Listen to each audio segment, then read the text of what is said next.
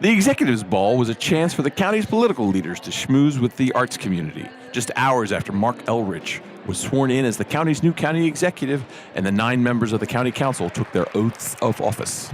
Cindy Pena asked Elrich, a former elementary school teacher, to expand his thoughts on what he hopes to accomplish with early childhood education. What do you mean by early childhood education? We already have all-day kindergarten. And it's not early enough.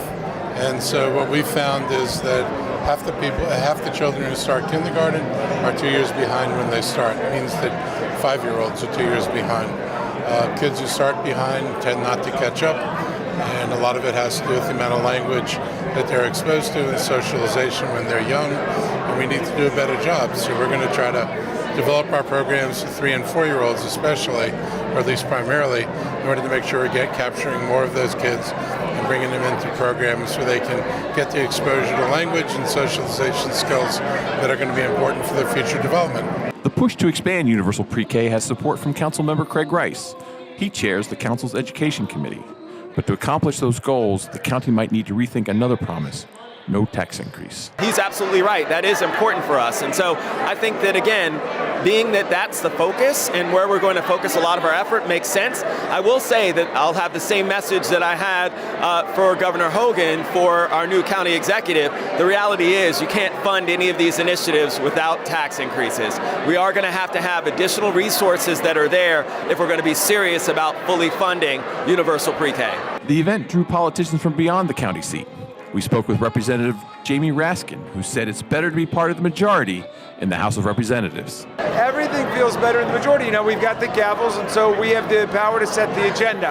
And I've just joined the Democratic leadership team, and we're going to put on the agenda some long overdue legislation, like the DREAM Act, like a universal comprehensive background check on firearm purchases.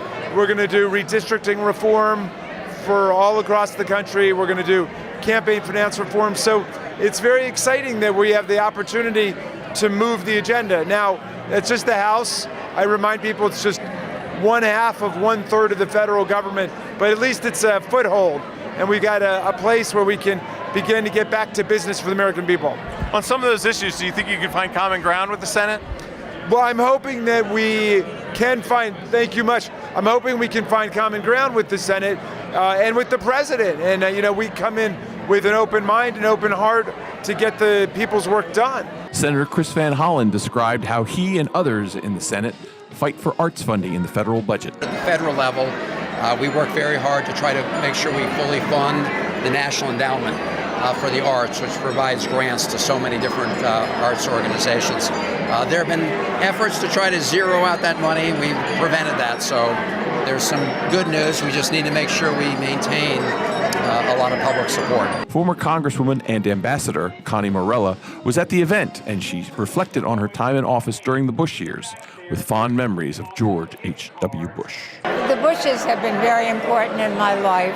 From the time that he was vice president and Mrs. Bush did a fundraiser for me for re-election to the state legislature. And then I served in Congress when he was president. And then I remember that in 2002, my last election, which was a great election except I didn't win. And so the night of the election, George W. Bush, president, called to offer condolences, in which case I said, well, everything is going to be fine, I've had a great career. And the next day I was in my campaign office preparing thank you notes. Telephone call came, and it was his father, H.W. Bush, who called to say, I'm sorry, you ran a great campaign. That was very reflective of the Bushes. And then when I went to Paris at OECD, George W. Bush nominated me. George H.W. Bush came over with Barbara, and we had a great time. So the Bushes are compassionate, they're caring, unpretentious, they have the right values and personality. Now remember, all of this, I didn't always vote with them, and yet they had great respect for people and for character. Great public service. At the Executives Ball for My MC Media, I'm Doug Tallman.